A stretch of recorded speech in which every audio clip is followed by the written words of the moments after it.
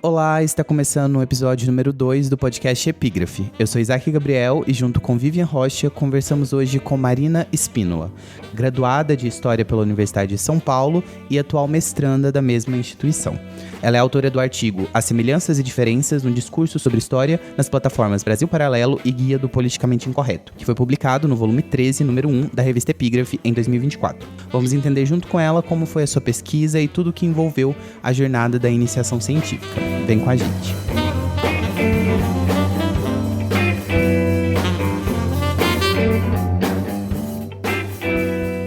Eu sou a Marina, eu entrei na graduação em História em 2019.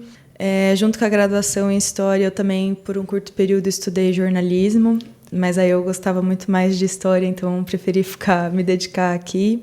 Eu já trabalhei em sala de aula, já trabalhei em museu, trabalhei em cursinho popular. Eu fiz 3 iniciações científicas, então eu tive uma bolsa PUB, que falava de ensino remoto, ferramentas de ensino remoto sobre o norte da África, do século VII, século VIII. Eu tive a minha iniciação científica, que foi com bolsa FEFELESH, que eu fui orientada pelo Marcos Napolitano, que foi o que gerou o meu artigo para Epígrafe. E quando eu estava perto de me formar, eu estava com uma bolsa FAPESP de um projeto temático em parceria com a Cinemateca, que a gente analisava a memória da TV Tupi. Então, a gente analisava os telejornais e o meu ano era de 1968, que é um ano que eu gosto bastante da história. Entendi. E agora eu estou no mestrado, eu estou no PPG MUS-USP, eu sou orientada pelo Camilo Vasconcelos, que é o diretor do MAI.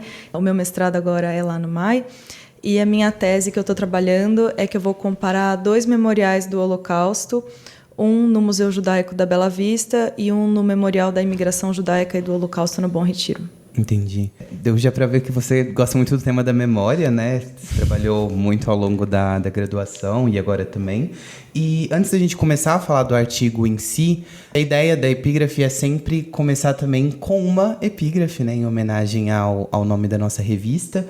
A gente pediu que você selecionasse uma que pudéssemos discutir e apresentar aqui. Você selecionou a do Pierre Vidal-Naquet, né? Você poderia ler e conversar um pouquinho por que você escolheu essa epígrafe? Sim, eu li esse livro, Os Assassinos da Memória, do Pierre Vidal-Naquet, para a iniciação científica, e é uma frase que me marcou muito, que ele fala assim: cabe aos historiadores arrancarem os fatos históricos das mãos dos ideólogos que os exploram. Então, eu acho que combina super com a ideia da minha pesquisa, desse grupo que usa a história como bandeira, mas, na verdade, só estão fazendo uma propaganda ideológica e espalhando desinformação. Com certeza. Bom, Marina, considerando a sua epígrafe e você tendo falado um pouquinho já do artigo, a gente queria saber aqui no podcast por que você escolheu esse tema, né, que é um tema tão atual, tão novo e que está sendo tão discutido atualmente. Uma vez eu estava na casa do meu pai e aí ele colocou o programa do Guia do Politicamente Incorreto. Ele tinha assistido no History Channel e ele achou legal. E aí ele colocou para eu assistir achando que eu ia achar o máximo. E era um episódio falando da ditadura, né? Que é o 2º episódio da série. E eu fiquei totalmente horrorizada. E aí, um tempo depois, eu entrei na graduação de História. E aí o professor João Paulo Pimenta também, na última aula do curso, ele passou um trecho do Brasil, a Última Cruzada, o primeiro episódio, ele passou um trechinho para justamente falar da questão do revisionismo, esse discurso romântico sobre a colonização. E aí, para finalizar, né, nessa trajetória de encontros com essas instituições, né, essas plataformas, né, não instituições, pelo menos... para uma matéria de História Social da Arte com a Capelato, eu analisei o documentário O Dia que Durou 21 Anos e o documentário do Brasil Paralelo, que foi O Brasil Entre Armas e Livros, que era sobre a ditadura militar. E aí, então, eu sabendo, né, que o Napolitano falava muito sobre ditadura E aí eu tinha feito essa pesquisa, né, para Capelato, então eu resolvi falar com ele. E coincidentemente uma menina que eu conhecia estava com a mesma ideia de falar sobre o documentário do Brasil entre Armas e Livros do Brasil Paralelo. E aí então eu fui conversar com ele, só que ela tinha conversado antes, ele falou assim: então a Mariana, né, que é a Mariana Menezes, que ela também fez um trabalho ótimo, né, sobre o Brasil Paralelo e material didático. E aí então eu falei com ele, ele falou assim: olha, você conhece o Guia do Politicamente Incorreto e conhece o Brasil Paralelo. Ele falou bem assim: já que você vai tomar um remédio para o fígado, já toma 2. E que tal você comparar essas 2 plataformas? Aí eu, pode ser. Entendi. Não, é realmente um Brasil paralelo. Esse conteúdo que está totalmente fora dos muros da faculdade. A gente, às vezes, não pensa o quanto eles têm esse efeito. A gente ia perguntar sobre a escolha das fontes, né? Por que o Brasil Paralelo e o Guia do Politicamente Incorreto? Você meio que já deu um spoiler do porquê. Mas se você pudesse falar um pouquinho mais do impacto, né? Ao longo da sua pesquisa, o impacto que você viu que essas 2 plataformas têm no Brasil, na época que você pesquisou, né, que já tem um tempo, mas acredito que ainda tem esse mesmo impacto, até tenha crescido. O que você notou ao longo da pesquisa pensando nisso, né, no poder de influência, de abrangência que essas plataformas têm dentro da extrema-direita? É muito doido. Eu comecei a pesquisa em 2021 até mais ou menos 2023, assim, eu fiquei mais ou menos 1 ano com ela sem bolsa. E aí depois eu consegui a bolsa e renovou mais 1 ano. E quando eu comecei, né, em 2021, tanto o guia do Politicamente Incorreto quanto o Brasil A Última Cruzada, os 2 foram lançados em 2017. O que também já dizia uma coisa muito importante, né, que a gente estava num período pós-impeachment da Dilma, em que o antipetismo estava muito forte, a gente estava chegando num ano perto de eleições. Então, esse ano de 2017 é interessante ter lançado esses 2 conteúdos midiáticos. Na época que eu estava vendo, né, em 2021, não era mais tanto esse discurso fora PT, fora Dilma e esse tipo de coisa. Mas engraçado que a pesquisa foi continuando, e aí em 2022, simplesmente o Brasil Paralelo tirou vários vídeos deles do YouTube porque eles iam relançar, porque eles estavam lançando a plataforma de streaming deles. Então, em 2022, que foi o ano da eleição, o Brasil Paralelo deu toda uma repaginada no conteúdo deles. Eles criaram um streaming, eles tiraram os vídeos do YouTube para a pessoa ser obrigada meio que a assinar, né, a plataforma. Eu consegui ainda pegar uns vídeos de outras pessoas, né, que postaram na internet.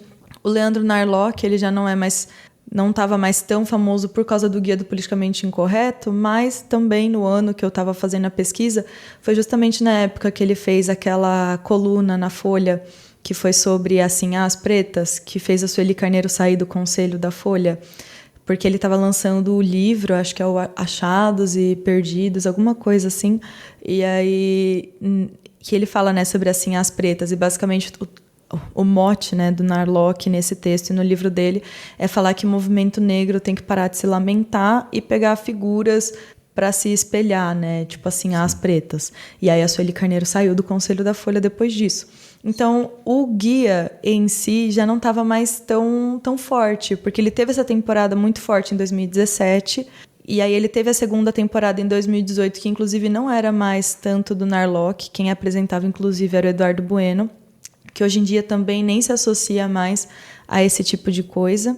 E o Narlock também não está mais tão associado a essa questão do guia, apesar do livro dele, né, provavelmente continuar vendendo bastante, porque é isso, né, uma coisa muito atrativa. Sim. E o Brasil Paralelo, infelizmente, eu acho que ele cresce e cresce muito. Tanto que ele estava envolvido nas questões de CPI também, porque na época da eleição eles estavam fazendo vários conteúdos do Bolsonaro e do Lula, tanto que teve que bloquear, né, algumas coisas que eles estavam publicando. E essa questão deles de ir em lugares e desenvolver esses kits é bem perigoso. Eu acho que eles têm um impacto muito grande e o discurso deles é bem perigoso, nesse sentido, de uma história muito conservadora, que não é diversa, né? Que não é de múltiplas vozes, né, que estão falando na história. E dá um pouco de medo dessa ascensão da extrema-direita que a gente vê em várias áreas, né, em geral. Sim. Essa questão que você pontuou, inclusive, ela acaba sendo bastante importante porque a gente vê que as fontes que você analisou acabam transcendendo o tempo que elas foram cunhadas, né? E esse revisionismo ideológico que você abordou aqui acaba também ganhando mais corpo, né? Acaba ficando mais encorpado com o passar dos anos. Então, a gente gostaria que você falasse um pouquinho também como que você vê hoje em dia essa evolução ou então essa nova utilização de fontes que hoje são utilizadas de outra forma, como no streaming, ou então exploradas de um jeito até mesmo mais sofisticado, né? Esse discurso, e como que você vê esse revisionismo ideológico hoje em dia, né? Não só nas fontes que você analisou, mas na questão política, na questão eleitoral, na questão jornalística que você abordou agora há pouco. Conta um pouquinho pra gente. Bom, hoje a gente vê nessa ascensão da extrema-direita, e acho que toda vez que a gente vê esses avanços na historiografia, a gente vê esses movimentos contra o avanço, né, contra a informação. Então, a gente teve agora o marco, né, 2022, pensando na questão da independência. Então, ao mesmo tempo que a gente teve vários textos e vários livros falando sobre a participação da mulher, a participação dos escravizados nesses movimentos, né, da independência e também depois da república e da abolição. E aí, então, a gente tem esse movimento contra isso, né, que então quer falar que, na verdade, essa história é mentira, e o negacionismo está crescendo, né? Não só na história, como em várias áreas também. O negacionismo da ciência, que a gente viu bastante também na época do Covid. Agora, né, em 2024, a gente teve o aniversário da ditadura, então também a gente teve muitas publicações que tentavam abranger o leque da história. E você tem esses movimentos que vão contra isso e vão falar que a história e a ditadura foi um movimento de terrorista e de baderneiro. Porque, apesar de ser de 2017 o Guia e o Brasil Paralelo, o discurso continua. Então, é esse mesmo discurso de... Por que a gente está comemorando o Marcelo Rubens Paiva, por exemplo? Agora, com o Ainda Estou Aqui também trouxe um discurso revisionista muito forte da ditadura, de falar por que a gente está comemorando o Marcelo Rubens Paiva se o pai dele era um terrorista, sabe? Que é o discurso do Brasil Paralelo e do Guia do Politicamente Incorreto, pegar essas pessoas que lutaram contra a ditadura e igualar elas numa questão de terrorismo. E aí, então, também você juntou o 8 de janeiro. Então os terroristas da ditadura não eram terroristas, mas o do 8 de janeiro é terrorista porque é da direita. Então, eles vão totalmente pegando um fato, juntam no discurso deles, são totalmente anacrônicos e fazem a revisão ao bel prazer deles, né? E isso é um risco muito grande, porque cabe justamente a nós, historiadores, não deixar que a história caia na mão desse pessoal que quer usar a história como forma de propaganda e de revisão. E o mais perigoso ainda, né? Numa forma de apagar participações sociais de vários grupos, né? Sim, você citando isso, me lembrou um trecho do seu artigo, que você cita o exemplo que eles dizem que as fontes não são confiáveis quando eles querem exaltar um grupo, como no caso os bandeirantes, mas utiliza as mesmas fontes para poder atacar outros personagens como o Zumbi dos Palmares. E desse ataque à ciência, eu penso muito aqui no departamento, que a gente já teve caso de grupos ligados ao Brasil Paralelo que vieram ao departamento de História, que, enfim, tentaram fazer uma cena com os alunos do curso, e até mesmo em falas do Bolsonaro, que eu imagino, né, também não consumi conteúdos do Brasil Paralelo, enfim, mas que estão muito na linha desse diálogo que eles estabelecem, né? Aquela famosa fala do Bolsonaro sobre a escravidão na África, né? Justificar Exatamente. A escravidão no Brasil, partindo do pressuposto que os africanos se autoescravizavam. Mas eu queria perguntar para você, né, partindo dessa ideia, você disse que já trabalhou no ensino básico, e no artigo você pontua muito a questão do vocabulário, da forma como, principalmente o Guia do Politicamente Incorreto, tenta passar esse tipo de informação, esse tipo de revisionismo, tentando abranger um público mais amplo, inclusive um público jovem, pensando que o apresentador da primeira temporada foi o Castanhari, né?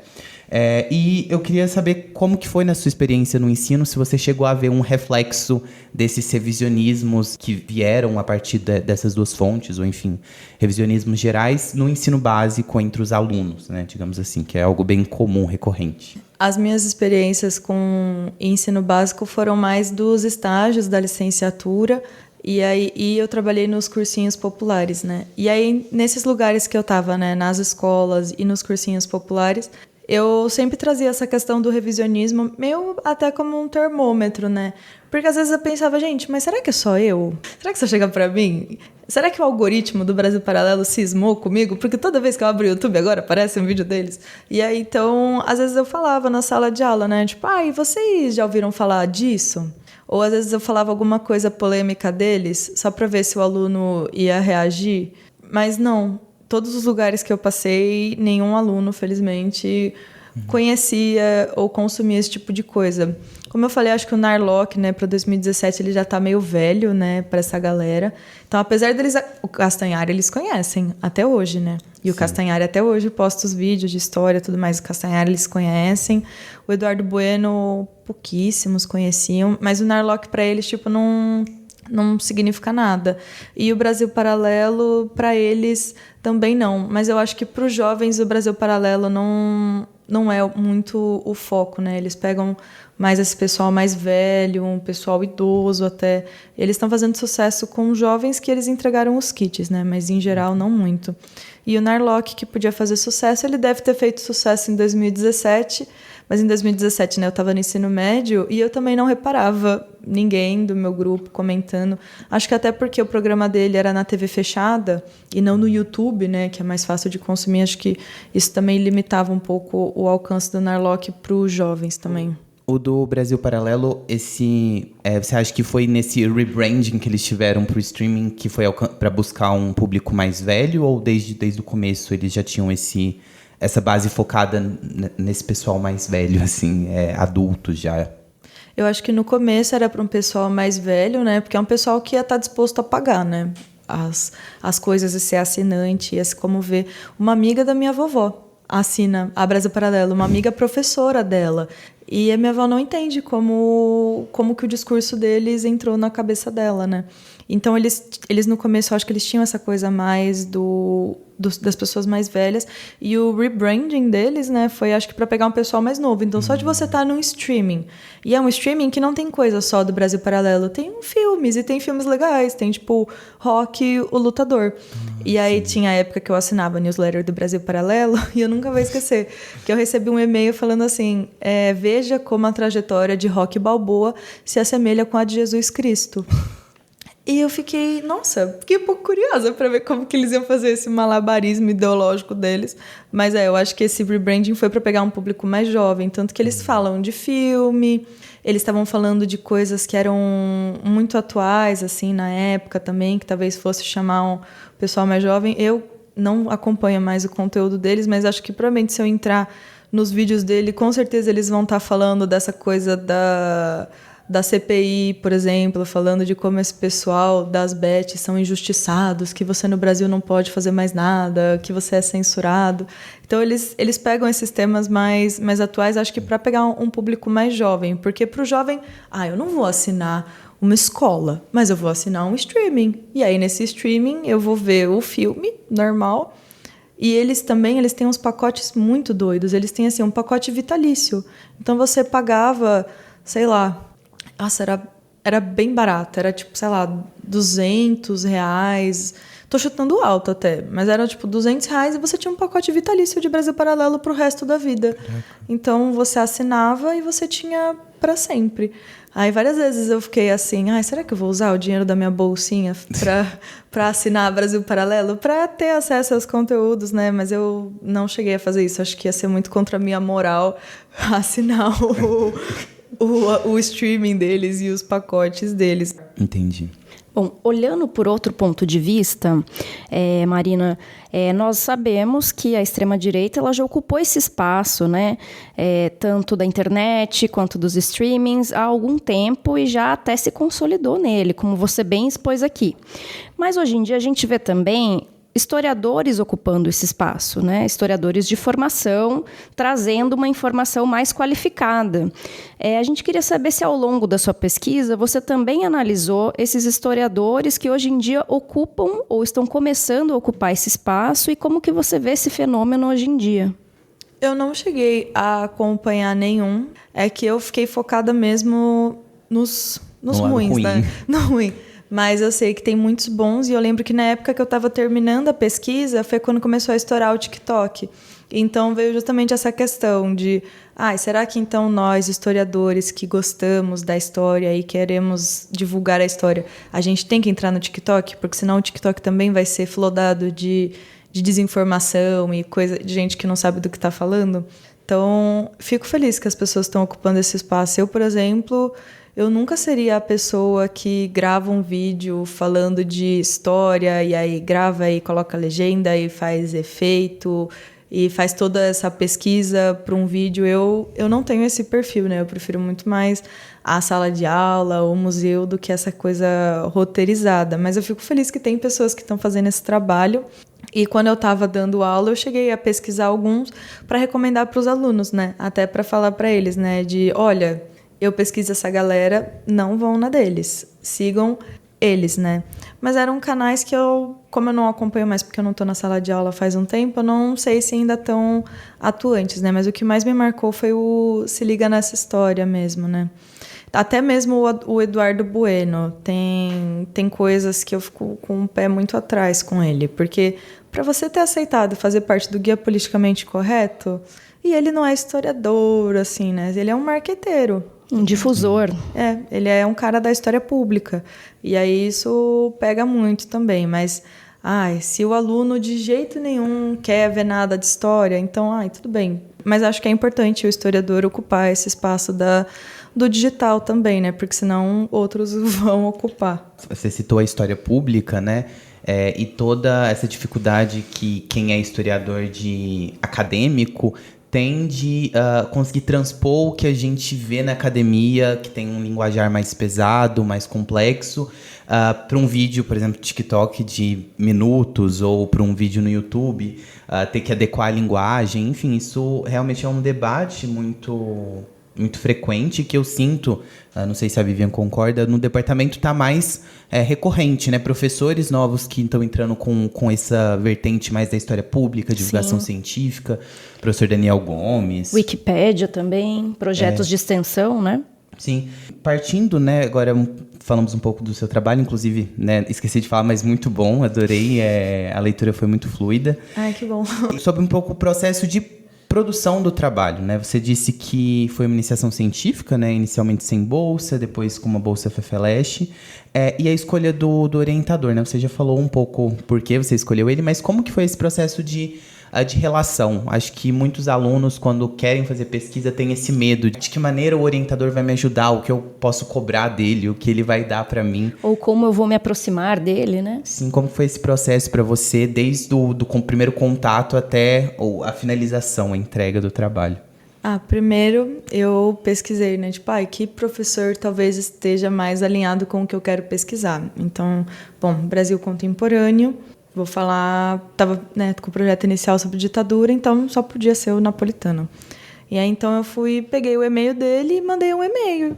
Assim, oi, queria fazer iniciação científica com o senhor, gosto muito do seu trabalho, acho que a gente pode se dar bem, assim. Ele falou assim, vamos marcar uma reunião de Google Meets, porque era 2021, né, ainda era pandemia. Então vamos fazer uma reunião de Google Meets. Aí eu, tá bom. Aí a gente conversou por Google Meets, ele foi super aberto. Então eu falei para ele, então eu tava com essa ideia. E aí foi o que eu falei para vocês. Ele falou, então essa ideia, a Mariana já estava trabalhando, que tal você fazer desse jeito? Então eu falei para o Napolitano, o que eu faço? E ele falou, primeiro você vai ler. Então ele me passou os textos. Ele falou assim, acho que esses textos podem ser legais, então leia esses. O trabalho do Renato Venâncio, do Incorreto, no Guia do Politicamente Incorreto. Os textos dele sobre revisionismo também. textos falando, procurando, né? Porque também foi muito difícil achar bibliografia falando especificamente do Brasil Paralelo e do Guia do Politicamente Incorreto. Então, a bibliografia foi muito mais voltada para essa ideia do revisionismo, da história pública, das representações. Então, foi um pouco mais por essa linha. E aí, acho que era uns 3 meses, mais ou menos, a gente combinava uma ligação por Google Meets para atualizar como que estava. Então, foi um semestre, mais ou menos, de leitura. Aí foi outro semestre vendo os vídeos e fazendo o fichamento dos vídeos. E aí depois tentando juntar a teoria com a prática. Então, como que essas estratégias de revisionismo ideológico que o Napolitano escreveu nesse texto eu consigo observar nesse vídeo que eles estão falando aqui. Aí eu falei para ele agora, né, qual que vai ser a próxima parte? Ele, vamos dar uma filtrada, porque nem todo tema que o Guia do Politicamente está falando, o Brasil Paralelo está falando também. Na verdade, é o contrário. O Brasil Paralelo aborda desde a colonização até a ditadura e é o guia que não aborda muitos temas, né? Eles pegaram alguns temas que ia ser mais polêmico, né? Que é do livro do Narlock. E aí, então... e eu também não trabalhei ditadura, porque ditadura ia ser o documentário, então não ia ser a série do A Última Cruzada. Então a gente focou em escravidão, o Segundo Reinado e a Proclamação da República. Então a gente focou nesses 3 itens que eram muito fortes nos dois, que é justamente onde a gente via mais semelhanças e diferença entre as plataformas. E aí foi sendo esse trabalho de fazer a comparação entre os dois, e aí procurar trabalhos revisionistas, mas revisionistas historiográficos mesmo, né? Então, trabalhos de revisão sobre a escravidão, mas que não eram ideológicos, né? E sim realmente historiográficos, o Silvio Lara, por exemplo. Então, trazer essas visões também. E aí foi o processo de desenvolver o artigo, desenvolver o final da pesquisa. Eu tive muito tempo para desenvolver ela, então foi uma coisa que eu fiquei muito familiarizada e acostumada. Nem sempre na IC é assim, né? A gente sabe que às vezes a IC a gente só tem 1 ano para fazer tudo e 1 ano a gente tem que resolver. Eu tive esse conforto de ter esses 2 anos praticamente, com o Napolitano sempre do meu lado, assim. Então, às vezes eu falava para ele agora, o que eu faço? Então... lê esse texto, vê esse vídeo. Às vezes ele até falava, vai ter um evento aqui, acho que pode ser legal. Então foi uma relação bem de um ajudando o outro. E eu sei também que o Napolitano ele era muito ocupado, né? Ele sempre foi muito pendurado de orientando. E aí também, né, com as demandas, eu comecei a fazer... Tinha uma época que eu estava fazendo estágio também, estava dando aula no cursinho popular. Então também eram muitas demandas e eu, por ter esse conforto, né, de já ter feito 1 ano, basicamente, da pesquisa, então eu também consegui acumular várias funções, mas também nem sempre é assim, né? A pesquisa é um trabalho e ela ocupa bastante do nosso tempo. Com certeza. Você mencionou rapidamente que você teve um apoio, né, financeiro nessa pesquisa. Primeiro começou sem ele, depois você ganhou uma bolsa FEFELESH, né? Você poderia comentar um pouquinho que bolsa é essa, qual foi a duração da sua bolsa, se ela durou durante todos esses anos, os 2 anos que você se debruçou nessa pesquisa? O primeiro ano foi sem bolsa. E aí o Napolitano falou pra gente testar a CNPq, porque eu acho que bem no ano que eu comecei, assim, nem bem na hora que eu falei vamos fazer a pesquisa, foi bem na hora que abriu a CNPq, então não ia dar tempo de se inscrever nem nada.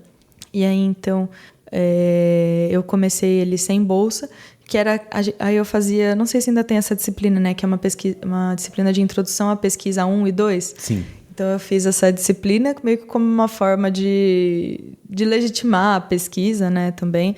Então, durante esse 1 ano, eu só fiz a pesquisa e estava nessa disciplina. Aí, no segundo ano, eu apliquei para uma bolsa CNPq. Não consegui, fiquei destruída, né? Fiquei na lista de espera. Só que aí, pouco tempo depois, chegou que eu ganhei essa bolsa FEFELESH, que eu também nem sabia o que era, nem sabia que existia. Acho que era uma coisa que o Napolitano deve ter mandado, porque eu, com certeza, não mandei para nada, né? Nem sabia que tinha. E aí, então, ele falou, você ganhou essa bolsa, não sei o quê. Aí eu falei, mas você acha que vale a pena esperar a CNPq ou você acha que vale a pena pegar essa bolsa FEFELESH?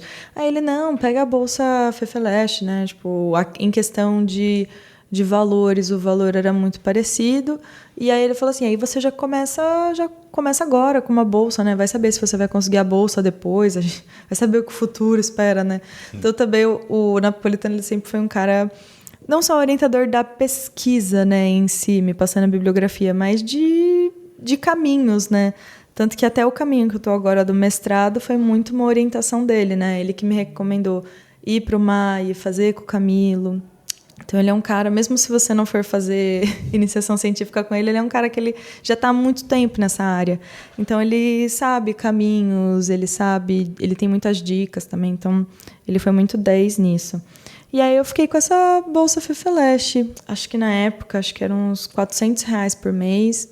E aí eu comecei a fazer estágio também para ajudar a repor a renda. Essa bolsa, felizmente, não é igual à FAPESP, que é de exclusividade, que a gente sabe que é uma coisa bem difícil. Chata, é bem difícil. Você conseguiu acumular os dois, né? Os dois rendimentos, então? Sim. Consegui fazer o estágio e a bolsa FEFELESH. E aí depois, quando eu consegui a FAPESP, aí não teve como, né? Tive que ficar só na FAPESP, mas tudo bem. Então, por fim, você conseguiu uma bolsa FAPESP. Mas foi em outra pesquisa. Falei pro Napolitano, você acha que vale a pena, né, a FAPESP? Aí ele, a FAPESP é muito chata, tem a exclusividade. Tipo, você já fez estágio? Eu, não. Aí ele, se você pegar a bolsa FAPESP, você não vai conseguir fazer estágio. Então, melhor você pegar essa bolsa FEFELESH, aí você faz estágio, você fica mais tranquila para ter mais liberdade, né, durante a graduação. Ela limita muito, né, a FAPESP. Sim. E você chegou a comentar, né, antes da gente ligar aqui o episódio, que você chegou a apresentar ele no Cicusp.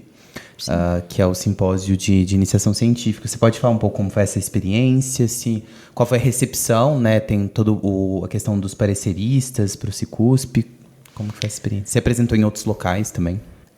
Eu apresentei no Cicusp em 2022. 2022. E aí, quando a pesquisa estava na metade, assim, eu ainda não tinha finalizado ela completamente. E eu lembro que eu apresentei basicamente essa primeira parte, né? Então eu falei do revisionismo ideológico, apresentei as plataformas, ainda não tinha feito esse filtro, né, dessas 3 áreas mais focadas, então foi uma coisa mais geral mesmo. E eu lembro que eu fui super nervosa pro Cicusp, pensando, que tipo de pergunta vão me fazer? Vai ser alguma coisa que eu não vou saber responder. E aí a única pergunta foi tipo, nossa, como que você aguentou fazer essa pesquisa? E aí não foi fácil. E nessa primeira etapa também do Cicusp, eu fui aceita para a etapa internacional, mas aí eu estava viajando e não consegui participar, então eu mandei o vídeo assim, de resumo da pesquisa. Aí para o meu segundo ano do Cicusp, que aí ia ser a finalização da pesquisa, que aí eu falei, agora, nossa, vou arrasar. E aí eu acho que questões do Cicusp, né, que a gente sabe o que acontece. Eu acho que me colocaram numa mesa de debate meio nada a ver. Me colocaram numa mesa que era de análise de discurso. E aí, então, os professores que me avaliaram, que fizeram o parecer, eles eram os 2 da Letras e nenhum deles nem sabia o que era Brasil Paralelo, Guia do Politicamente Incorreto. Então, eles também não estavam nem um pouco preparados para o que eu estava falando. Tanto que, no final, eles não tinham pergunta nenhuma, porque era a primeira vez que eles tinham ouvido falar das plataformas e do revisionismo e tudo mais. E aí eu fiquei muito triste, porque aí nessa eu não fui aceita para a etapa internacional e eu culpo porque os caras não sabiam do tema, né? Não tiveram como me avaliar. Eu já passei por isso também, entendo completamente. Mas teve alguma reação, você acha, mesmo de, sei lá, um choque de, caraca, isso existe, tá passando Sim. por aí? Foi uma coisa bem de choque, assim, principalmente de um professor. Ele realmente falou depois, nossa, eu tô meio chocado mesmo. Aí eu também apresentei a pesquisa no EPEG, do PET, acho que em 2022. E também teve um evento, acho que é ADLAC, que era de uma associação de discentes latino-americanos, alguma coisa desse tipo, que eu também apresentei a pesquisa lá de forma remota, foi bem legal. E também apresentei ela no SIMPIS, o Simpósio de História de alguma faculdade do Sul. Foi na época da pandemia, então já faz um tempo. Acho que era do Rio Grande do Sul, mas eu não tenho certeza. Mas era a primeira edição desse SIMPIS, e aí eu apresentei a pesquisa nele também. Interessante. Bom, esse seu trabalho, então, ele circulou bastante, né? Você apresentou em vários lugares, você teve uma grande recepção desse seu trabalho. A gente queria saber também qual foi o seu real aprendizado, né? Além dessa questão de como fazer uma pesquisa, a gente queria que você contasse um pouquinho qual foi o seu grande aprendizado com esse seu trabalho e também se você nota, né, como foi a recepção do seu trabalho fora da academia também, se teve alguma recepção. Fora da academia, eu não sei dizer. Acho que as pessoas que mais consumiram meu trabalho fora da academia foi minha família. E eles gostaram, né? Eles se interessaram, né? Mas fora da academia, acho que foi isso, né? Até mesmo dentro da academia, eu só fiquei nesse círculo das apresentações e dos simpósios e sempre foi bem recebido. O pessoal fazia perguntas muito boas, né? Mas dentro, assim, da academia foi essa recepção. Fora da academia, não sei dizer. Não é como se alguém tivesse lido o artigo da Epígrafe e chegasse para mim e falasse, nossa, que legal. Mas eu espero que... Eu acho que esse trabalho, ele, talvez daqui a uns anos, né, ainda mais agora com essa questão do Brasil Paralelo, ele cresça um pouco mais. E que justamente porque eu acho que é importante que essas plataformas sejam investigadas. Porque é muito bom a gente falar de coisas que a gente gosta na pesquisa, mas acho que também é importante a gente falar de coisas horríveis que estão acontecendo e justamente para trazer à luz, né, essas atrocidades que essas plataformas falam e que estão ganhando cada vez mais seguidores. Acho que o grande ensinamento que eu peguei dessa pesquisa é uma frase do Walter Benjamin, inclusive, que eu fiquei em dúvida entre ela e uma outra para trazer de epígrafe, que ele fala, né, que o historiador ele tem que saber que o passado ele é uma ferramenta importante e que ele tem que se lutar por essa história para não deixar que a vítima perca e que os inimigos vençam. E aí ele fala assim, e esse inimigo não tem cessado de vencer. E aí eu acho que é bem isso, eu acho que às vezes, se a gente fala com um grande público, né, para fora da academia, o que eles pensam sobre história, talvez venha exatamente isso, o discurso do Bolsonaro falando sobre que os escravizados africanos que faziam o próprio tráfico, que os portugueses nunca nem pisaram na África, que os terroristas, né, contra a ditadura. Então, acho que o meu grande aprendizado foi saber que muita gente consome. Ninguém do meu círculo, o que é bom, mas também é ruim porque eu não tenho muita noção do alcance. Eu estou numa bolinha assim bem protegida desse tipo de coisa. Mas saber que é isso, é um inimigo que ele não tem cessado de vencer. Eles estão por aí. O Narlock continua escrevendo, o guia do Brasil Paralelo continua postando. Tinha um cara, inclusive, do Brasil Paralelo que ele era o diretor da Biblioteca Nacional do Rio. Ai, qual que é o nome dele? É Rafael Nogueira, acho. Eu falo dele no trabalho, que agora fugiu o nome dele. Mas eu fui pesquisar sobre eles e o cara era diretor da Biblioteca Nacional. Então você pensa que às vezes a gente está, né, numa instituição que a gente acha que vai ter um mínimo de critério e eles escolhem esse tipo de cara para ser um diretor de uma instituição tão importante que fala de memória, né, e conservação. Acho que, enfim, eu sou meio pessimista, mas acho que a minha grande lição nesse trabalho foi que o inimigo não tem cessado de vencer. E aí entra o Pierre Vidal, né, que é a gente tem que arrancar os fatos históricos desses caras e não deixar eles usarem os fatos históricos para fazer a propaganda e a ideologia deles. Com certeza. Até falando sobre essa questão da recepção, eu não sei se você já chegou a ver, mas o seu artigo se não me engano, é o mais visualizado da última edição, o que mais foi aberto, o PDF dele, né, o arquivo, e pensar que ele foi publicado no final do ano passado, né, se não me engano foi outubro, setembro, alguma coisa assim. Nem um ano, né, de publicação do seu artigo. E ele foi mais visualizado, então acho que as pessoas devem estar lendo por aí, Nossa. Talvez apareceu nas referências de alguns trabalhos de graduandos, com certeza. Nossa, eu não tinha ideia, porque também na minha cabeça de pessimista, eu imagino que foi assim, eu postei no Facebook, eu postei nos stories, então eu imagino, na minha cabeça, todas essas visualizações só podem ter sido, tipo, de um amigo meu que entrou e falou, nossa, que legal, mas bom saber, né? Eu acho que eu vou dormir feliz sabendo que tem pessoas Sim. que realmente acessaram o artigo e talvez leram, né, ele de... Sim. até o fim. Uma visualização constante, né? Não só no mês de publicação, mas ao longo dos meses tiveram mais visualizações. Então, Ai, que bom.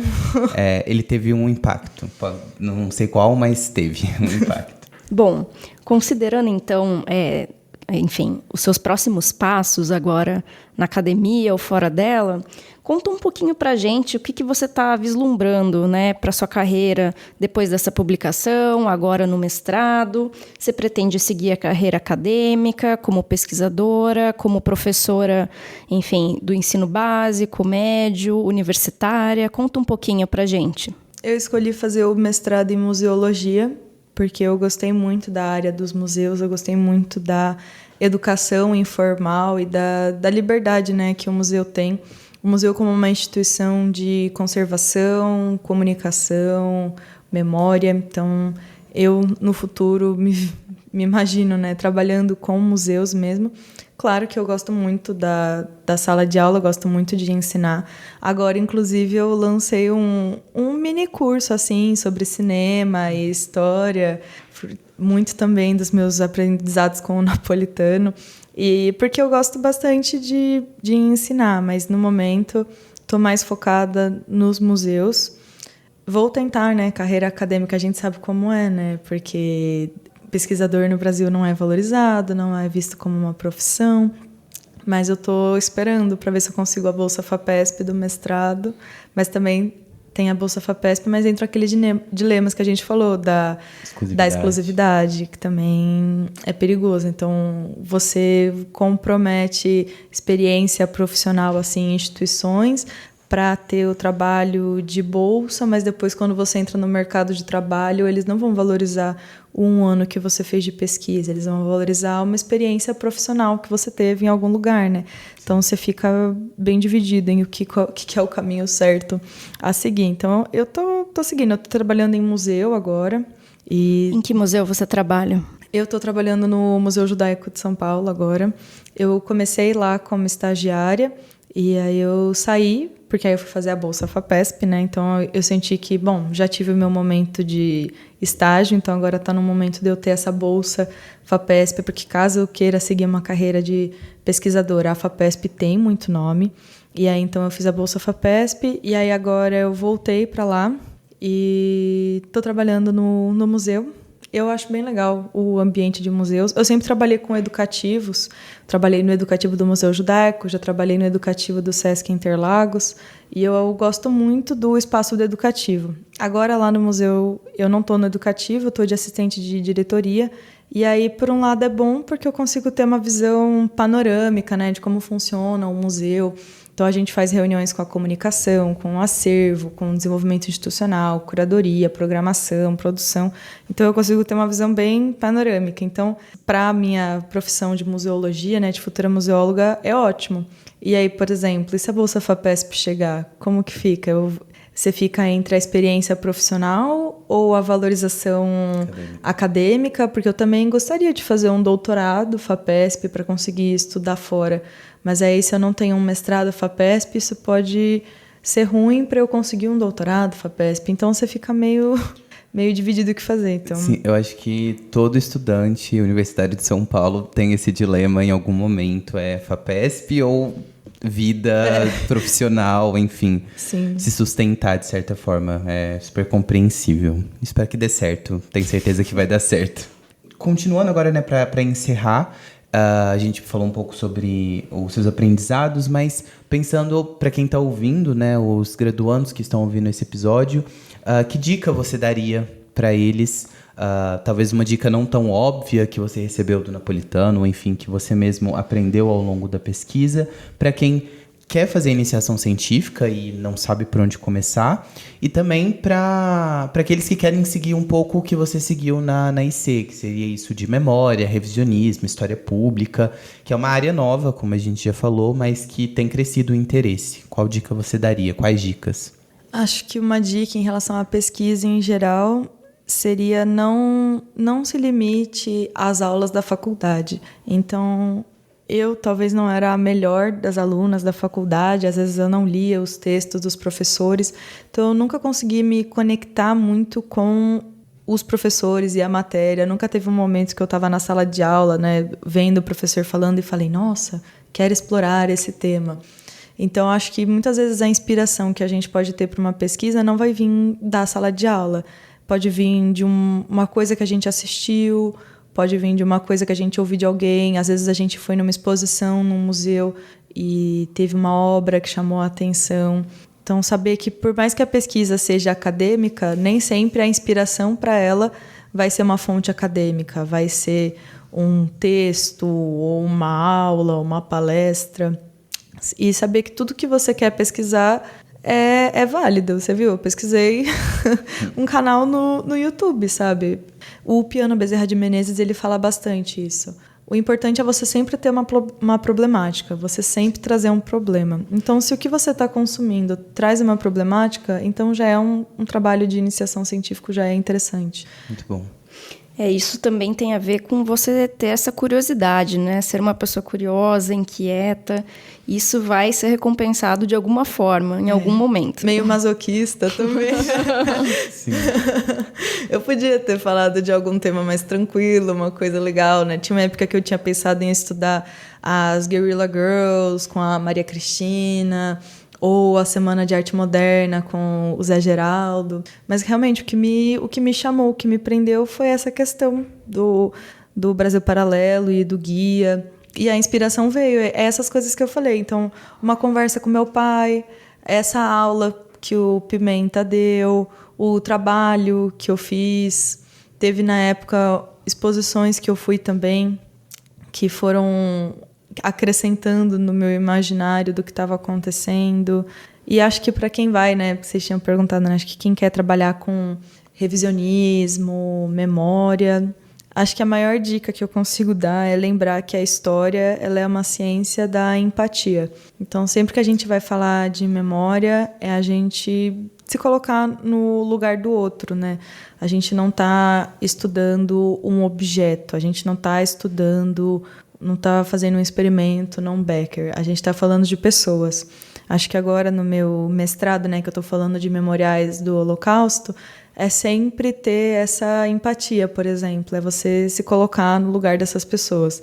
O Primo Levi, ele fala que se compreender é impossível, então conhecer é imprescindível, né? Então a gente tem que estudar bastante. Então, acho que a gente sempre se colocar nessa memória. Então, se a gente vai falar da memória dos escravizados, dos subalternos, das mulheres, das memórias em geral, acho que a gente sempre ter essa empatia e tentar se colocar no lugar dessas pessoas que a gente está pesquisando.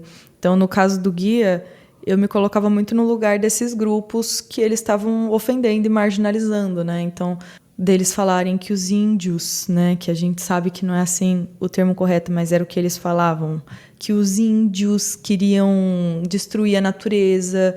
O Narlock fala no livro dele que os índios eram bêbados, ou eles falam que os escravizados, para que ficar chorando e se lamentando, ou falar que aí os guerrilheiros da ditadura são terroristas, sendo que a gente sabe que quantas pessoas não morreram e desapareceram, né, por causa dos crimes da ditadura, enquanto os perpetuadores, né, estão aí livres, né, sem nenhum tipo de retaliação. Sim.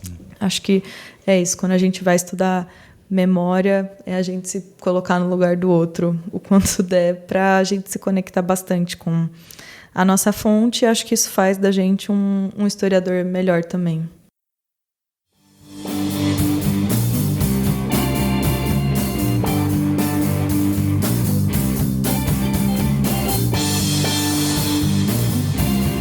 Esse foi o episódio número 2 do podcast Epígrafe, uma produção da revista Epígrafe. Ele foi roteirizado e apresentado por mim, Isaac Gabriel e Vivian Rocha, e editado por Adriano Brandão.